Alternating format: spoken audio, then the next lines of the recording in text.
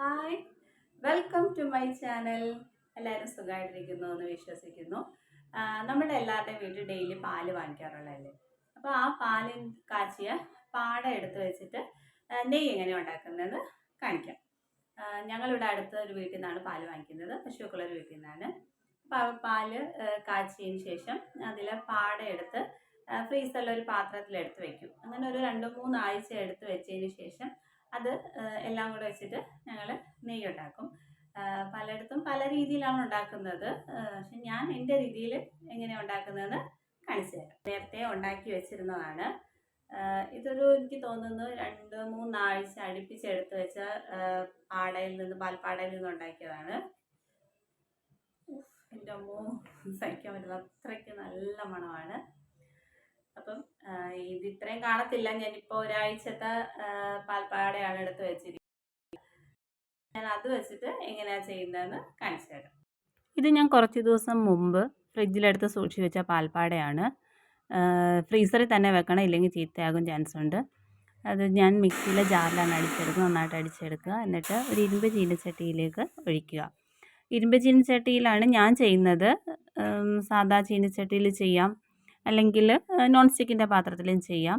നന്നായിട്ട് വെള്ളം വറ്റിച്ചെടുക്കണം. പിന്നെ ഒരു കാര്യം നോക്കുകയെന്ന് വെച്ചാൽ സിമ്മിലായിരിക്കണം തീ വെച്ചിരിക്കേണ്ടത്. തീ കൂട്ടി ഒരിക്കലും വെക്കരുത്, കരിഞ്ഞു പോവും, അടിക്ക് പിടിക്കാനുള്ള ചാൻസ് ഉണ്ട്. നന്നായിട്ട് വറ്റിച്ചെടുക്കണം. നല്ല മണമൊക്കെ വരുന്നുണ്ട്, നെയ്യ് തെളിഞ്ഞ് വരുന്നുണ്ട്. ഞാൻ ചില വീഡിയോസിലൊക്കെ കണ്ടിട്ടുണ്ട് ഈ വെണ്ണ ഉരുക്കുന്ന മണം, അതായത് നെയ്യാക്കുന്ന മണം ഇഷ്ടപ്പെടാത്തവരുണ്ടെന്ന്. പക്ഷേ എനിക്ക് ഭയങ്കര ഇഷ്ടമായിട്ടോ, നല്ല മണമാണ്. നന്നായിട്ട് വറ്റിച്ചെടുക്കണം. എണ്ണമയം നന്നായിട്ട് തെളിഞ്ഞ് വരുന്നത്, നെയ്യ് നന്നായിട്ട് തെളിഞ്ഞ് വരുന്നുണ്ട്. ഇതിൻ്റെ ഒരു പാകം എന്ന് പറഞ്ഞാൽ അതിൻ്റെ ആ മട്ടെന്ന് പറയുന്നത് ഇച്ചിരി ബ്രൗൺ കളറിലാവണം. ഇപ്പം നമുക്ക് ഓഫ് ചെയ്ത് വെക്കാം. ഓഫ് ചെയ്ത് വെച്ചിട്ട് അരിച്ചെടുക്കാം. നമുക്ക് ഇച്ചിരി തണുക്കുമ്പോൾ അത് അരിച്ചെടുക്കാം. പക്ഷെ നന്നായിട്ട് തണുത്തതിന് ശേഷം മാത്രമേ എയർ ടൈറ്റ് ആയിട്ടുള്ള ഒരു പാത്രത്തിൽ നമ്മൾ ഒഴിച്ച് വെക്കാവൂ. ഞാൻ നേരത്തെ നെയ്യ് എടുത്ത് വെച്ചിരുന്ന പാത്രത്തിൽ തന്നെയാണിത് ഒഴിച്ച് വെക്കുന്നത്. നല്ല ഫ്രഷ് ഹോം മെയ്ഡ്, ഒരു കെമിക്കലും അടങ്ങാത്ത നെയ്യാണ്. എന്തിൻ്റെ കൂടെ വേണമെങ്കിലും ഇത് കഴിക്കാം.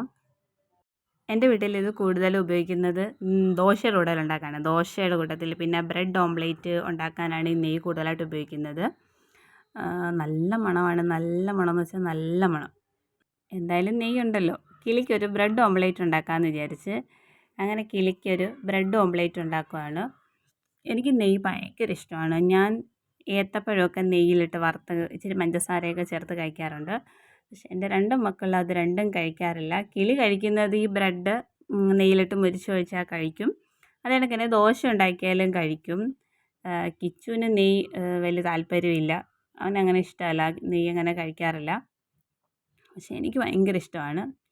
ഞാൻ തന്നെ ഉണ്ടാക്കി ഞാൻ തന്നെ കഴിക്കാറുണ്ട്. 2 പേരും ഏത്തപ്പഴത്തിനോട് വലിയ താല്പര്യമില്ലാത്തതുകൊണ്ട് കഴിക്കത്തില്ല. അപ്പോൾ കിളിക്ക് ബ്രെഡ് ഓംലേറ്റും ഉണ്ടാക്കി കൊടുക്കാം. അപ്പോൾ ഇനി പുതിയൊരു വീഡിയോ ആയിട്ട് ഞാൻ വരുന്നതായിരിക്കും. അപ്പോൾ എൻ്റെ ചാനൽ ലൈക്ക് ചെയ്യുക, ഷെയർ ചെയ്യുക, സബ്സ്ക്രൈബ് ചെയ്യുക. ടാറ്റാ.